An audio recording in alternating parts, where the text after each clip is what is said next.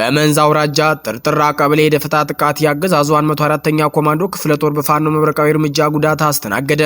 በትግሉ ስትራቴጂካዊ የደፈጣ ውጊያ መርክ መሰረት የአማራ ፋኖ ብሔራዊ ንቅናቄ ሸዋ ጠቅላይ ግዛት አሳምነው ዚያጼ አምደ ጽዮን ኮር ስር የሚንቀሳቀሰው የአጼ ምኒልክ ክፍለ ጦር በአባት አንደኛ ሻለቃ በመንዝ ላሎ ክላስተር ጥራጥር ቀበሌ ወታደራዊ የበላይነትን በማድረግ አንጸባራቂ ድል አስመዝግቧል። ከሰኔ 29 ቀን 2018 ዓ.ም ከቀኑ 9 ሰዓት ጀምሮ እስከ ምሽቱ 12 ሰዓት ድረስ በተካሄደው የሰዓታት ጠንካራ ውጊያ ከመንዝ ላሎ ወገሬ ከተማ ተነስቶ ወደ ጥርጥራ ቀበሌ ለመንቀሳቀስ የሞከረው የብልጽግናው 104ኛ ኮማንዶ ክፍለ ጦር 20 አደጋ በተባለ ልዩ ቦታ ላይ በታቀደ ድንገተኛ የደፈጣ ጥቃት እቅዱ ከሽፏል። በተያያዘ ዘገባ ትናንት ለዛሬ ሌሊት በምዕራብ ወሎ ግንባር ቤሊ ታዳጊ ከተማን ሙሉ በሙሉ ነጻ ማድረግ ተችሏል። የአማራ ፋኖ ብሔራዊ ንቅናቄ ወሎ ቤት አማራ ምኒልክ 105ኛ ኮር 29ኛ ክፍለ ጦር በሰራው የሌሊት ኦፕሬሽን ቤሊ ታዳጊ ከተማን ነጻ ማውጣት ሲቻል ሲሆን ከአመሻሽ 12 ሰዓት ጀምሮ እስከ እኩለ ሌሊት ድረስ ሞታይ ፍሬዎቹ የመካነ ሰላም አናብስት ጠላትን መፈናፈኛ ሳትተው የጦር ሰፈራቸውን አስለቅቀዋል። ኦፕሬሽኑ ላይ የተሳተፉት የ29ኛ ክፍለ ጦር ቃኝ አባላት በተለመደው ፈጣን የውጊያ ስልታቸው ጠላትን አናዘሙትና ቁስለኛ አስታቅፈውታልም ተብለዋል። የጃቢ ጠናን ወረዳ ጊዜያዊ መንግስት ከሚያስተዳድራቸው 38 ቀበሌዎች አንዱ ከሆነው ከብር ሸለቆ ማሰልጠኛ አፍንጫ ስር ከሚገኘው ከፍራታ ዳንከ የቀበሌ ማህበረሰብ ጋር በውስጥ ያሉ ችግሮችን በመለየት ውይይት ማድረጉ ሲነገር በተጉለትና ቡልጋ አውራጃ ሳሲት ክላስተር የዓመታዊ ስራ አፈጻጸምን ገምግሞ የእውቅና መድረክ ሲያካሄድ በይፋትና ጥሙጋ አውራጃ የብልጽግናው ሰራዊት ንጹሃንን በግፍ መረሸኑ ተገለጸ። ሰላም ጤና ይስጥልኝ የተከበራችሁ የሚዲያችን አድማጭ ተመልካቾች፣ አብራችሁ ስትቆዩ እነዚህን እና ሌሎችን ዝርዝር መረጃዎችን በስፋት ታደምጣላችሁ። ቻናሉን ሰብስክራይብ፣ ላይክ፣ ሸር በማድረግ አብራችሁን ቆዩ። በጊዜያዊ ማስታገሻዎች ሀገርን ረጅም መንገድ መውሰድ አይቻልም።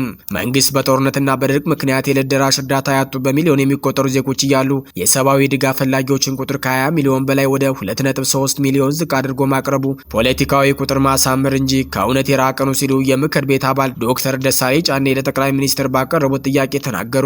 በምክር ቤቱ መደበኛ ስብሰባ ላይ ጥያቄ ያነሱት ደሳለኝ ጫኔ መንግስት የመረጃ ማጥራት ስራ ሰርቻለሁ በሚል ሰብአዊ ድጋፍ የሚፈልጉ ዜጎችን ቁጥር እጅግ አሳንሶ ማቅረቡ ተቃውሟል። በተለያዩ አካባቢዎች ለቤተሰቦቻቸው የሚሆን በቂ ምርት የማያመርቱና ለከፋ ችግር የተጋለጡ በሚሊዮን የሚቆጠሩ ዜጎች መኖራቸውን በመጠቆም ይህንን ቁጥር ወደ 2.3 ሚሊዮን ዝቅ አድርጎ ማቅረብ ፖለቲካ ቁማር ማሳመር እንጂ የዜጎችን ህይወት በተጨባጭ የሚያሳይ አይደለም ሲሉ ወቅሰዋል። ከተለያዩ ዓለም አቀፍ የእርዳታ ተቋማት የሚወጡ መረጃዎችን የጠቀሱት የምክር ቤት አባሉ ተቋማቱ የሚያስቀምጡ ዝቅተኛ ግምት እንኳን ኢትዮጵያ ውስጥ ከ15.8 እስከ 20.4 ሚሊዮን የሚሆኑ ዜጎች ከፍተኛ የምግብ እጥረት ውስጥ እንደሚገኙ የሚያሳይ መሆኑን አብራርተዋል።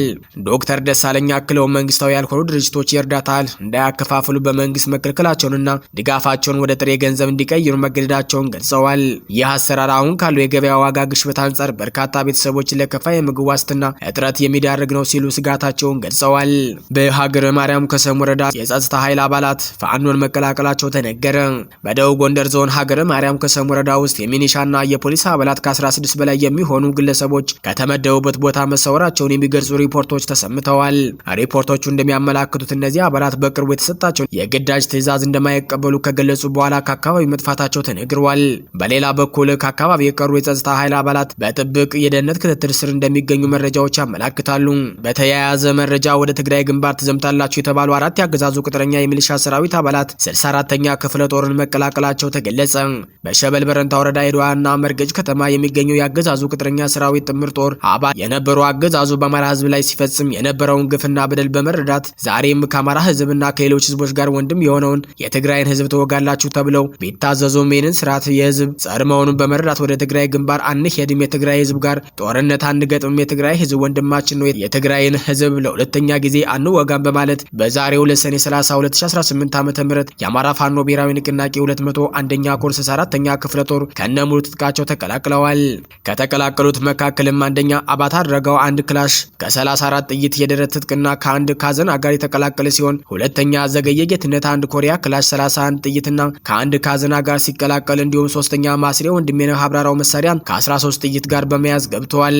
አራተኛ ዘሪውን አብ የተባለ ያገዛዙ መንገድ መሪ ቅጥረኛ ሚሊሻ ጥምር ጦር አባል ወደ ፋኖ ተቀላቅለዋል ሲል የአማራ ፋኖ ብሔራዊ ንቅናቄ ቴዎድሮስ ዕዝ 201ኛ ኮር 64ኛ ክፍለ ጦር ህዝብ ግንኙነት ገልጸዋል። በመንዝ አውራጃ ጥርጥራ ቀበሌ የደፈጣ ጥቃት ያገዛዙ 104ኛ ኮማንዶ ክፍለ ጦር በፋኖ መብረቃዊ እርምጃ ጉዳትን አስተናገደ።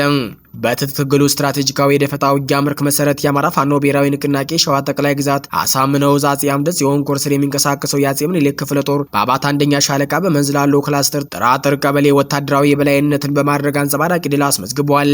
ከሰኔ 29 ቀን 2018 ዓ.ም ከቀኑ 9 ሰዓት ጀምሮ እስከ ምሽት 12 ሰዓት ድረስ በተካሄደው የሰዓታት ጠንካራ ውጊያ ከመንዝላሎ ወገሬ ከተማ ተነስቶ ወደ ጥርጥራ ቀበሌ ለመንቀሳቀስ የሞከረው የብልጽግናው 104ኛ ኮማንዶ ክፍለ ጦር 20 ደጋ በተባለ ልዩ ቦታ ላይ በታቀደ ድንገተኛ የደፈጣ ጥቃት እቅዱ ከሽፏል። የኮሩ ሚዲያና ኮሙኒኬሽን ክፍል ለዙ ባስተላለፈው ግንባር መረጃ መሰረት የፋኖ ስልታዊ ጥቃት የወታደራዊ ግዳጅ አፈጻጸሙን ሙሉ በሙሉ ያሳካ ነበር።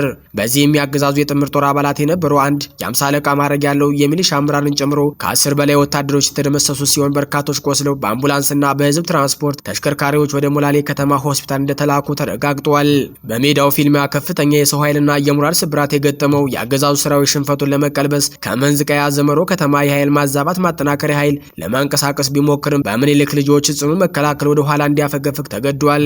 ሰራዊቱ ወታደራዊ ግዳጁን ማሳካት ሲያቅተው የክፍለ ጦሩ አስተዳደር ኃላፊ የፋኖ ልዑል እሱ ባለው ቤተሰቦች መኖሪያ ቤት በር በመስበር እና ንብረት በመዝረፍ የተለመደውን የወንብድና ተግባሩን ፈጽሟል። ይህ በመንዝላሎ ቀጠና የተመዘገበው ድል በትጥቅ ትግሉ ሂደት የፋኖን የደፈጣ ውጊያ ብቃት፣ የመረጃ የበላይነትና የተደራጀ አቅም በተግባር ያሳየ ሲሆን የአገዛዙ ኮማንዶ ክፍለ ጦር መራር ሽንፈትና አከናንቦ ወደ መጣበት እንዲፈረጥጥ አድርጎታል። በተያያዘ ዘገባ ትናንት ለዛሬ ሌሊት በምዕራብ ወሎ ግንባር ቤሌ ታዳጊ ከተማን ሙሉ በሙሉ ነጻ ማድረግ ተችሏል። የአማራ ፋኖ ብሔራዊ ንቅናቄ ወሎ ቤት አማራ ምኒልክ 105ኛ ኮር 29ኛ ክፍለ ጦር በሰራው የሌሊት ኦፕሬሽን ቤሌ ታዳጊ ከተማን ነጻ ማውጣት የቻለ ሲሆን ከአመሻሽ 12 ሰዓት ጀምሮ እስከ እኩለ ሌሊት ድረስ ሞታይ ፍሬዎች የመካነ ሰላም አናብስት ጠላትን መፈናፈኛ ሳትተው የጦር ሰፈራቸውን አስለቅቀዋል። ኦፕሬሽኑ ላይ የተሳተፉት የ29ኛ ክፍለ ጦር ቃኛ አባላት በተለመደው ፈጣን የውጊያ ስልታቸው ጠላትን አናዘሙትና ቁስለኛውን አስታቅፈውታል። በሌሊቱ ኦፕሬሽን የተደመሰሱና የቆሰሉ የጠላት ኃይል አባላትን ትክክለኛ ቁጥር ለማወቅ የሰዓቱ ሁኔታ አስቻይ ባይሆንም የውስጥ ወታደራዊ ምንጮች እንደተናገሩት ጠላት ያላሰበው ሽንፈት ገጥሞት አባላቱን ተነጥቋል። ከሞት ያድነው ይመስል 3 ድሽቃና 2 ሞርተር ከበርካታ የቡድን መሳሪያዎች ጋር ይዞ የነበረው ጠላት የ29ኛ ክፍለ ጦር ቃኝና ወደ ሌላ ቀጠና መንቀሳቀስ ተከትሎ ወደ ቤሌ ታዳጊ ከተማ ቢገባም ቃኝቱ በብርካን ፍጥነት ተመልሳ ከ3ኛ ሻለቃ ጋር በመናበብ ስትለበልበው የተማመነበትን የሽፋንና የቡድን መሳሪያ ሁሉ ነቅሎ ግራ ውጪ ብሎ እንደ ልማዱ ወደ መጣበት ሊፈረጥጥ ችሏል ሲል የአማራ ፋኖ ብሔራዊ ንቅናቄ ወሎ ቤት አማራ ምኒልክ ሚዲያ እና ኮሙኒኬሽን መምሪያ ገልጿል። የጃቢ ጠናን ወረዳ ጊዜያዊ መንግስት በፍራጣ ዳንኬ ቀበሌ ላይ ያገዛዙን እጅ ቆርጠነዋል ሲል የክፍለ ጦሩ ህዝብ ግንኙነት ገለጸ።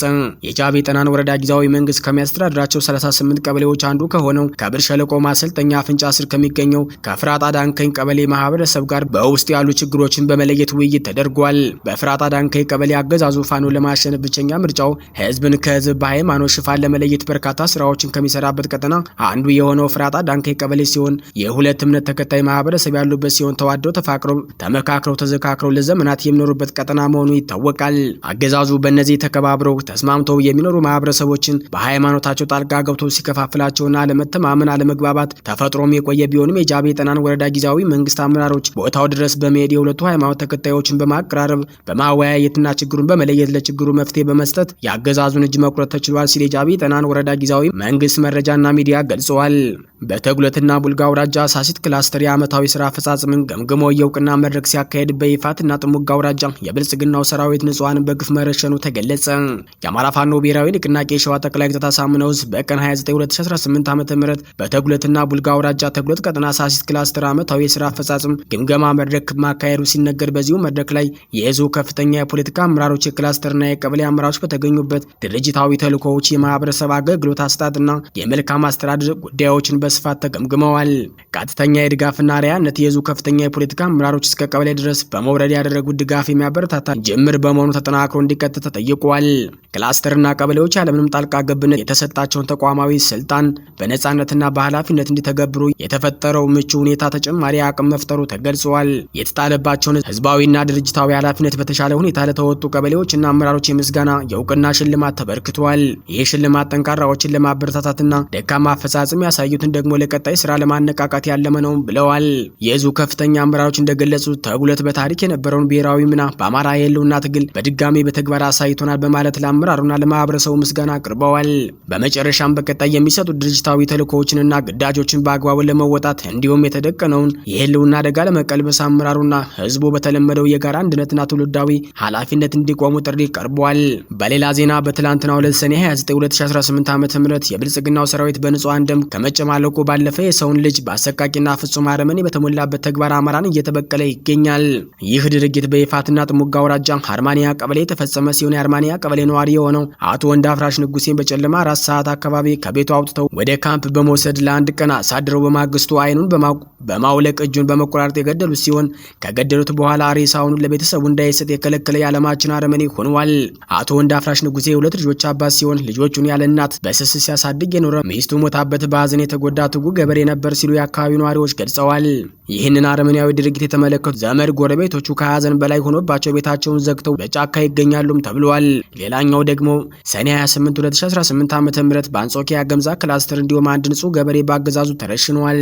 አቶ መንገሻ ታዬ የተባሉ የ55 ዓመት ገበሬ ለሕክምና ከገምሳ አምባ ቀበሌ ወደ መኮይ ከተማ ያቀኑ ሲሆን ከሚታከሙበት ጤና ጣቢያ በማውጣት አስረው ከገረፉ በኋላ በግፍ በአገዛዙ ሰራዊቶች ተረሽነዋል ሲል የሸዋ ጠቅላይ ግዛት አሳምነው ህዝብ ግንኙነት መምሪያ ገልጸዋል። የተከበራችሁ አድማጭ ተመልካቾቻችን የዕለቱ አበይት ዜናዎች እስካሁኖቹ ነበሩ። በሌላ የዜና ሰዓት እስከምንገናኝ ጤና ይስጥልኝ።